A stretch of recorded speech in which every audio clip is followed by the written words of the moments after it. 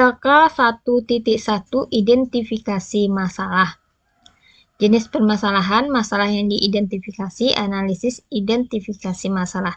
Masalah-masalah ini berasal dari sekolah teman-teman mengajar. Jadi ada yang sama, ada yang berbeda. Nah, ini saya contohkan di sekolah saya, jadi teman-teman menyesuaikan dengan tempat teman mengajar. Pertama, pedagogik, literasi, dan numerasi. Motivasi belajar siswa rendah. Analisis identifikasi masalah. Siswa hanya menerima saja apa yang dijelaskan oleh guru. Siswa hanya diam, salah atau benarnya guru menyampaikan, siswa hanya diam. Kemudian, siswa tidak pernah bertanya pada guru. Ketika ditanya apakah sudah mengerti, siswa diam. Atau siswa menjawab sudah mengerti. Ketika ditanya, tidak tahu jawaban. Kemudian siswa kesulitan untuk menjawab pertanyaan guru. Nah, ketika ditanya, siswa diam atau tidak tahu atau salah. Kemudian kurang semangatnya siswa dalam merespon guru. Ketika ditanya, baru dijawab, itu pun salah. Ketika diberi pertanyaan atau siapa yang mau bertanya, siswa hanya diam. Seperti itu kira-kira. Peserta didik tidak banyak berlatih bersama teman atau mandiri dan lebih banyak bermain. Nah, ketika pelajaran sudah dilakukan, peserta didik kebanyakan diam atau bermain atau bercanda dengan teman. Dia tidak melakukan latihan. Ini salah satu ciri dari motivasi rendah. Kurangnya minat membaca. Nah, ini di bagian literasi ya teman-teman. Literasi artinya banyak membaca atau membaca. Tidak adanya program literasi. Jadi guru sebaiknya ada program literasi mungkin setiap pagi 1/2 jam atau 15 menit harus ada literasi. Nah, di sini sehingga kurang minatnya siswa untuk belajar membaca. Kemudian hanya sedikit siswa yang berkunjung ke perpustakaan. Karena kurangnya berkunjung di perpustakaan, itu karena tidak adanya program, sehingga siswa menjadi malas untuk ke pustaka. Tidak ada pojok baca pada ruang kelas. Jadi sebagian kelas tidak ada pojok baca, sehingga siswa hanya keluar main dan duduk di kursinya. Jadi untuk minat membaca itu kurang.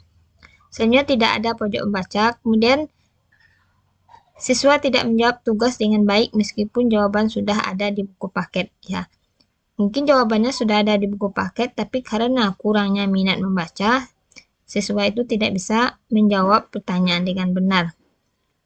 Masih adanya siswa yang tidak tahu kegiatan walaupun sudah ditempel pada papan tulis. Nah, padahal sudah ada jadwal pelajaran atau informasi-informasi lain di papan informasi, siswa banyak juga yang tidak tahu.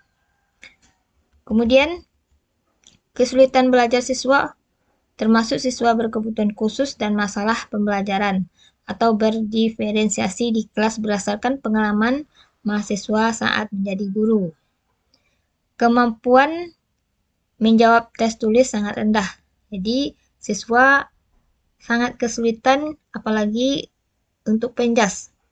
Ketika praktek, rata-rata siswa mampu melakukan. Namun di saat tes tulis, padahal itu juga contohnya bagaimana cara melakukan tendangan, siswa tidak bisa menuliskan cara melakukan tendangan. Tapi ketika praktek, siswa mampu melakukan tendangan.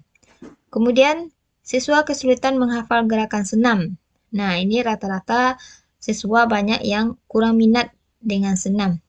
Siswa tidak mampu melakukan gerakan pull up dan push up dengan benar. Rata-rata siswa SD pull up hanya sampai kepala, tidak sampai dada. Kemudian, seorang siswa yang memiliki kemampuan di bawah rata-rata, ini anak ABK teman-teman, atau kemampuan IQ-nya di bawah rata-rata sehingga mereka kesulitan. Nilai ujian tulis sering rendah. Apa yang dijawab siswa tidak sesuai dengan pertanyaan. Setiap tugas yang dikumpulkan tidak pernah sesuai dengan apa yang diharapkan walaupun tugasnya sangat rendah. Ketika guru menjelaskan materi, siswa tersebut fokus mendengarkan, tapi ketika guru bertanya, dia hanya diam. Kemudian membangun relasi hubungan dengan siswa dan orang tua siswa. Itu dikarenakan pertama sekali orang tua sibuk bekerja. Kemudian jarangnya melibatkan orang tua dalam pembelajaran penjas. Orang tua belum maksimal ikut membimbing siswa atau anaknya di rumah. Nah, ini jarang diarahkan oleh orang tua bagaimana cara memahirkan atau memantapkan pembelajaran PJOK di rumah. Ada juga sih yang sebagian orang tua memasukkan anak ke klub sehingga keterampilan anak tersebut tersalurkan. Tapi kebanyakan tidak memahami hal tersebut. Kemudian orang tua tidak tahu perkembangan putra-putrinya di sekolah. Dia tidak bertanya apa yang dilakukan di sekolah atau olahraga yang dilakukan di sekolah. Kemudian kurangnya pemahaman orang tua mengenai arti penting dari penjas. Rata-rata pemahaman orang tua yang pintar itu adalah anak yang bisa matematika, dijawab pertanyaan dengan waktu singkat dan tepat. Kalau untuk penjas mereka menganggap itu hanya sebuah sampingan. Itu rata-rata pemahaman orang tua terhadap arti penting penjas itu sangat kurang. Kemudian pemahaman pemanfaatan model-model pembelajaran inovatif berdasarkan karakteristik materi dan siswa. Pemahaman terhadap model pembelajaran, guru belum maksimal mengimplementasikan model-model pembelajaran inovatif. Yang pertama, itu guru sering menggunakan metode ceramah. Jadi, guru sering menjelaskan. Kemudian, pembelajaran monoton, itu saja. Kemudian, guru belum memahami setiap karakteristik dari model-model yang pembelajaran yang inovatif. Nah, model-model pembelajaran itu ada model pembelajaran discovery learning, inquiry, PBL, PJBL. Nah, karakteristik tersebut pada umumnya guru belum tahu, sehingga pembelajaran itu kurang menarik.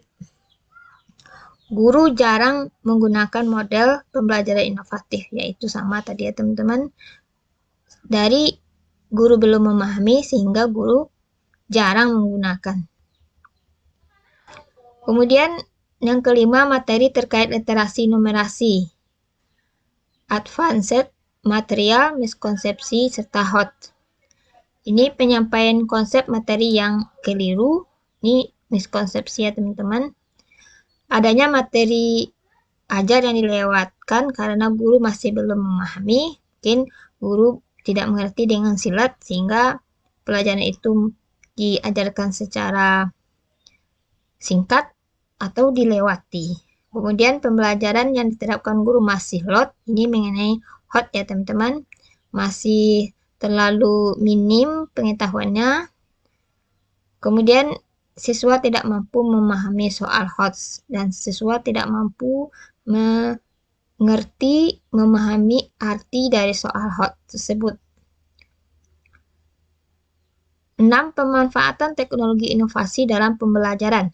Guru belum maksimal memanfaatkan teknologi atau TIK dalam melakukan pembelajaran. Masih monotonnya menjadikan buku sebagai sumber. Ini guru masih menjadikan bukunya sebagai sumber. Padahal sekarang banyak sumber seperti di internet, YouTube, itu bisa dijadikan sumber, tapi guru hanya melihat buku. Kemudian masih belum bisa menggunakan PowerPoint. Nah, siswa hanya bisa guru hanya masih bisa membaca buku, kemudian menjelaskan kepada siswa. Karena guru tersebut tidak bisa menggunakan PowerPoint. Kemudian belum pernah menggunakan aplikasi TIK pendukung pembelajaran. Contohnya dengan menggunakan Infocus, laptop, dan mungkin sekarang sudah banyak, namun masih ada beberapa guru yang belum pernah atau jarang menggunakan aplikasi TIK atau Infokus ya teman-teman, sehingga pembelajaran tadi menjadi monoton dan berdasarkan buku. Jadi pemanfaatan teknologi dalam pembelajaran sangat rendah. Ini mengenai identifikasi masalah. Silahkan teman-teman sesuaikan dengan sekolahnya masing-masing. Demikian saja. Sampai jumpa di video berikutnya.